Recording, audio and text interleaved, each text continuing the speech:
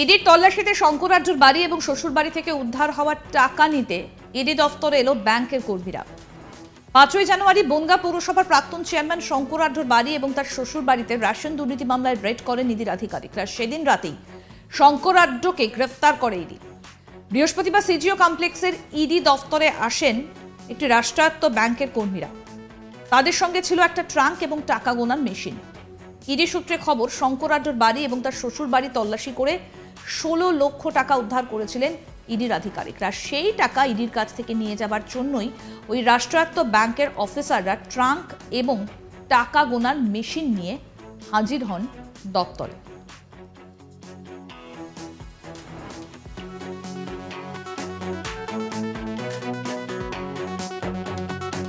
শঙ্করাজ্যর বাড়ি এবং তার শ্বশুর বাড়ির বাক্স ভর্তি টাকা গোনার জন্য এলো ট্রাঙ্ক এবং একটি রাষ্ট্রায়ত্ত ব্যাংকের কর্মীরা আসেন।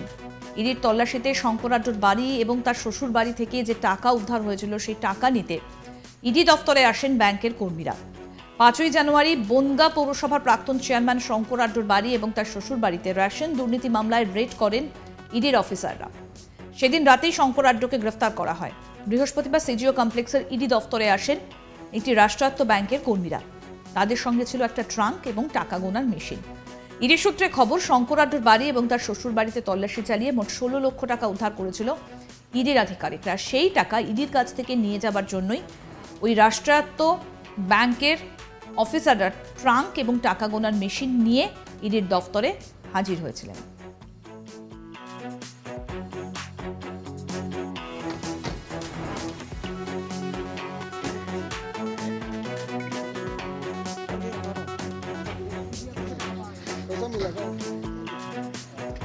আমাদের প্রতিনিধি অরিন্দম ভট্টাচার্য কি প্রতিবেদন তুলে ধরলেন, শুনবো। ইডির দপ্তরে স্টেট ব্যাংকের কর্মীরা বৃহস্পতিবার দিন বিকেলবেলায় ইডির দপ্তরে স্টেট ব্যাংকের কর্মীরা টাকা গোনার মেশিন এবং একটা ট্রাঙ্ক নিয়ে এলো।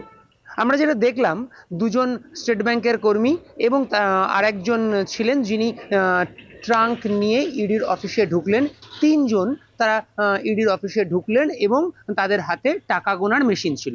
ইডি সূত্রে খবর, গত 5ই জানুয়ারি যখন ইডি আধিকারিকরা বনগাঁয় শঙ্কর আঢ্যর বাড়িতে রেড করতে গেছিল, শঙ্কর আঢ্য যে বনগাঁ পুরসভার প্রাক্তন চেয়ারম্যান এবং এই মুহূর্তে যে রেশন দুর্নীতি মামলায় ইডির হাতে গ্রেপ্তার হয়েছে, সেই 5 তারিখই যাকে রাত্রিবেলায় গ্রেপ্তার করেছিল ইডি, সেই শঙ্কর আঢ্যর বাড়িতে ইডি আধিকারিকরা যখন 5 তারিখ রেড করতে গেছিল, সেই রেড চলাকালীন তার বাড়ি এবং তার শ্বশুর বাড়ি, এই দু জায়গাতেই ইডি আধিকারিকরা সেদিন রেড করে এবং দু জায়গায় রেড করে যেটা ইডি সূত্রে আমরা জানতে পাচ্ছি, মোট 16 লক্ষ টাকা তারা পেয়েছিল।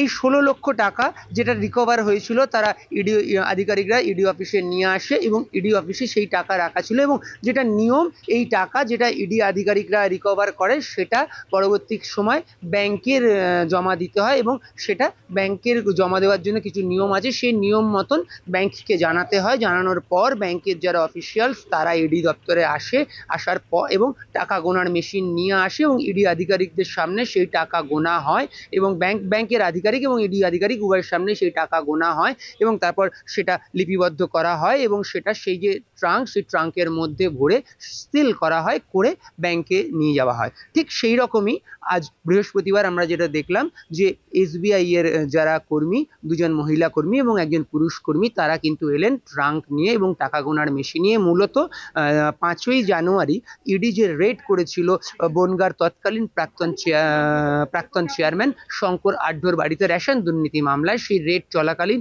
যে টাকা উদ্ধার হয়েছিল, অর্থাৎ 16 লক্ষ টাকা, যেটা ইডি সূত্রে আমরা জানতে পেরেছি যে 16 লক্ষ টাকা উদ্ধার করা হয়েছিল, সেই টাকাটা সেটা কিন্তু এতদিন ইডির কাছেই রাখা ছিল এবং নিয়ম মতন তারা ব্যাংককে আজ হ্যান্ডওভার করছে এবং সেই জন্যই ব্যাংকের থেকে কর্মীরা এসেছে এবং এই মুহূর্তে টাকা গোনার কাজ চলছে এবং টাকা গোনা হয়ে যাওয়ার পরে কিন্তু এই টাকা ট্রাঙ্কে বন্ধ করে নিয়ে যাওয়া হবে ইডি অফিস থেকে এবং সেটা ব্যাংকে জমা থাকবে এবং সেই মর্মেই যারা এখানে ব্যাংকের যারা এসেছে এবং ইডি অফিসিয়ালস যারা থাকবে তাদের সামনেই এই কাজ সম্পন্ন হবে এবং তারপরে সেটা কিন্তু লিপিবদ্ধ করা হবে যে কত টাকার কোন নোট রয়েছে, কত টাকার সেই নোট রয়েছে, সেগুলো সব কিছুই আলাদা আলাদাভাবে লিপিবদ্ধ হবে। অর্থাৎ যদি 500 টাকার নোট সব থেকে থাকে তো কতগুলো 500 টাকার নোট রয়েছে, বা সঙ্গে যদি 200 টাকার নোট থেকে থাকে বা 100 টাকার নোট থেকে থাকে তো কতগুলি 200 টাকার নোট রয়েছে, কতগুলি 500 টাকার নোট রয়েছে, সেক্ষেত্রে 500 টাকার নোটের মোট পরিমাণ অ্যামাউন্ট কত হচ্ছে বা 200 টাকার নোটের কত হচ্ছে, বা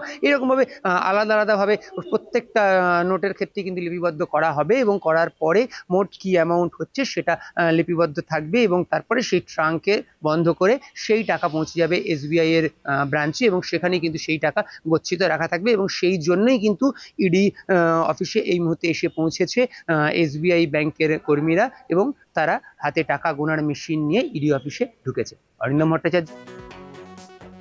সেদিন বনগাঁর ঘটনায় রীতিমতো তাজ্জব হয়ে গিয়েছিল গোটা বাংলা। শঙ্কর আড্ডুর বিরুদ্ধে একের পর এক অভিযোগ আসতে শুরু করে। রেশন দুর্নীতিকাণ্ডে কোটি কোটি টাকা দুর্নীতি মামলায় শেখ শাহজাহান কতটা জড়িত, তার পরিবার কতটা জড়িত তা জানতে তদন্ত শুরু করেছে ইডি। প্রসঙ্গত বলি, রেশন দুর্নীতি মামলায় এখন যেন শঙ্কর আড্ডের দিকেই বেশি নজর ইডির। তাকে ধরতে গিয়ে কার্যত হিমশিম খেতে হয় ইডি আধিকারিকদের। শঙ্কর আড্ডুর বাড়িতে তল্লাশি চালানোর সময় বাড়ির উঠোনে ভিড় জমে যায়। অভিযোগ, উত্তেজিত জনতা ইডি আধিকারিকদের লক্ষ্য করে পাথর ছুটতে শুরু করে। তবে ভাগ্যক্রমে কোনো ইডি আধিকারিক শারীরিকভাবে আহত হননি বা আঘাত পাননি, তবে তাদের গাড়ির ক্ষতি হয়েছে। এবার ইডির তল্লাশিতে শঙ্কর আড্ডুর বাড়ি এবং শ্বশুর বাড়ি থেকে উদ্ধার হওয়ার টাকা নিতে ইডির দফতরে এলেন ব্যাংকের কর্মীরা। কিছুক্ষণ থাকার পরে অবশ্য তারা বেরিয়ে যান।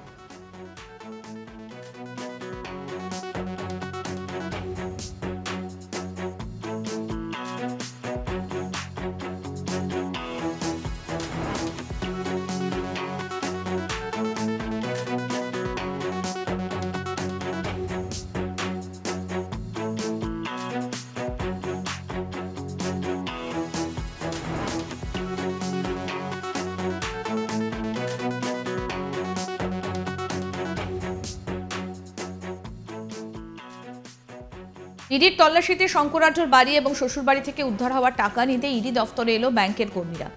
5ই জানুয়ারি বনগাঁ পৌরসভার প্রাক্তন চেয়ারম্যান শঙ্কর আড্ডুর বাড়ি এবং তার শ্বশুর বাড়িতে রেশন দুর্নীতি মামলায় রেড করেন ইডির আধিকারিকরা। সেদিন রাতেই শঙ্কর আড্ডুকে গ্রেফতার করে ইডি। বৃহস্পতিবার সিজিও কমপ্লেক্সের ইডি দফতরে আসেন একটি রাষ্ট্রায়ত্ত ব্যাংকের কর্মীরা। তাদের সঙ্গে ছিল একটা ট্রাঙ্ক এবং টাকা গোনার মেশিন। ইডি সূত্রে খবর, শঙ্কর আড্ডুর বাড়ি এবং তার শ্বশুর বাড়িতে তল্লাশিতে 16 লক্ষ টাকা উদ্ধার করেছিল ইডির আধিকারিকরা। আর সেই টাকা ইডির কাছ থেকে নিয়ে যাবার জন্যই ওই ব্যাংকের অফিসাররা তারা টাকা গোনার মেশিন এবং ট্রাঙ্ক নিয়ে হাজির হয়েছিলেন।